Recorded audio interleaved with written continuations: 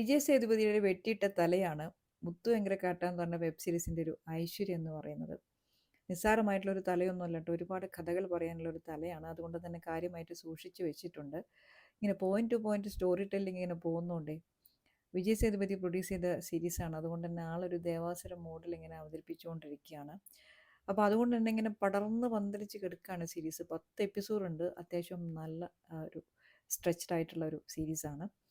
എന്തിനാണ് ഈ സീരീസ് എടുത്തത്? എന്താണ് ഈ സീരീസിൻ്റെ തീം? എന്തെങ്കിലും ഉപകാരം നമുക്ക് ഈ സീരീസ് കാണുന്നതുകൊണ്ടുണ്ടോ എന്ന് ചോദിച്ചാൽ ഒന്നുമില്ല എന്നാണ് എൻ്റെ ഒരു ഒപ്പീനിയൻ. കാരണം ഇത്രയും രണ്ടായിട്ട് പോകുന്ന, ഇത്രയും ഒരു പർപ്പസും ഇല്ലാതെ ഇങ്ങനെ എന്തൊക്കെയോ ഇങ്ങനെ ഒരു കഥ പറഞ്ഞു പോകുന്നൊരു സീരീസ് ഞാനിപ്പോൾ അടുത്ത കാലത്തൊന്നും ഇതുപോലത്തെ ഒരു സംഭവം കണ്ടിട്ടില്ല എന്ന് തോന്നുന്നു.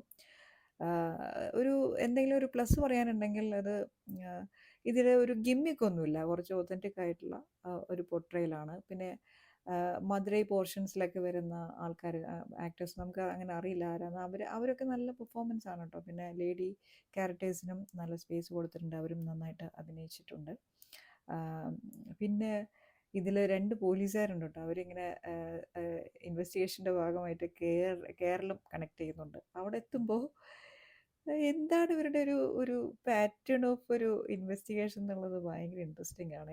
ഒരു പ്രൊവോക്കേഷനുള്ള ഒരു ചോദ്യം ചോദിക്കില്ല. എന്തെങ്കിലുമൊക്കെ ചോദ്യം ചോദിച്ച് അവരുത്തരം പറയുകയാണെങ്കിൽ അത് ഡയറിയിൽ എഴുതുക, തിരിച്ചു വന്നിട്ട് 2 എണ്ണം അടിച്ച് കിടന്നുറങ്ങുക എന്നുള്ളതാണ് ഇവരൊരു പാറ്റേൺ. ഇവരെ കൂടെ ഇങ്ങനെ നടക്കുന്നതുകൊണ്ട് നമ്മളും ഏതാണ്ട് ഒരു പാറ്റേണിലാണ്, അവരുടെ അതേ പാറ്റേണിലേക്ക് നമ്മളിങ്ങനെ ഫോളോ ചെയ്യുന്ന പോലെയാണ് ഈ സീരീസ് നമ്മൾ കണ്ടുകൊണ്ടിരിക്കുന്നത്. അപ്പോൾ ഇതിൽ ഈ ഒരു ഡ്രങ്കാർഡ് പോലീസ്മാനായിട്ട് വരുന്നത് മുത്തുകുമാറാണ്. നന്നായിട്ട് ചെയ്തിട്ടുണ്ട് കേട്ടോ. ഇനിയിങ്ങനെ മുന്നോട്ട് പോകുമ്പോൾ കേരളത്തിൽ കുറച്ച് ആൾക്കാരെ കൊണ്ടുവരണമല്ലോ. അപ്പോൾ ഇർഷാദ് അലിയൊക്കെ അങ്ങനെ ആ ഒരു പോർഷനിൽ വരുന്നുണ്ട്. പിന്നെ മുംബൈയിൽ നിന്ന് ഈ സീരീസിൻ്റെ ത്രെഡുമായി കണക്ട് ചെയ്തിട്ടുള്ള വേറൊരു വലിയ ഒരു സ്പേസിൽ മിലിൻ സോമനെ ഇറക്കുമതി ചെയ്തിട്ടുണ്ട്. മൂപ്പർ അഭിനയിച്ചില്ലെങ്കിലും കുഴപ്പമൊന്നുമില്ല. മൂപ്പർ ഇങ്ങനെ കണ്ടിരിക്കുക എന്ന് പറഞ്ഞാൽ 60 വയസ്സിലും നമുക്കൊരു സന്തോഷമുള്ള കാര്യമാണല്ലോ. സുദേവ് വരുന്നുണ്ട്. സുദേവിന് എന്ത് പറ്റിയെന്ന് എനിക്ക് മനസ്സിലാവുന്നില്ല. ഒരുമാതിരി ഒരു ഉപകാരമില്ലാത്ത ഒരു റോളും. പിന്നെ അരിസ്റ്റോ സുരേഷൊക്കെ ഉണ്ട്. അങ്ങനെ കുറച്ച് ആൾക്കാരെയൊക്കെ നമുക്കിതിൽ കാണാം. എനിക്ക് തീരെ ഇഷ്ടപ്പെടാതിരുന്നത് എൻഡിലെത്തുമ്പോഴേക്കും ഒരു യാതൊരു സ്റ്റാൻഡേർഡും ഇല്ലാത്ത ഒരു ഒരു ഒരു ക്ലൈമാക്സ് മിസ്റ്ററിയും കൂടി കൊണ്ടുവന്നിരിക്കുകയാണ്. എന്തിനാണെന്നൊന്നും ഒരു പിടുത്തവും ഇല്ല. എന്തായാലും ഈ സീരീസ് ടോട്ടലി ഡിസപ്പോയിൻറ്റിംഗ് ആയിട്ടുള്ളൊരു വാച്ചായിരുന്നു. എനിക്ക് തീരെ ഇഷ്ടപ്പെട്ടു.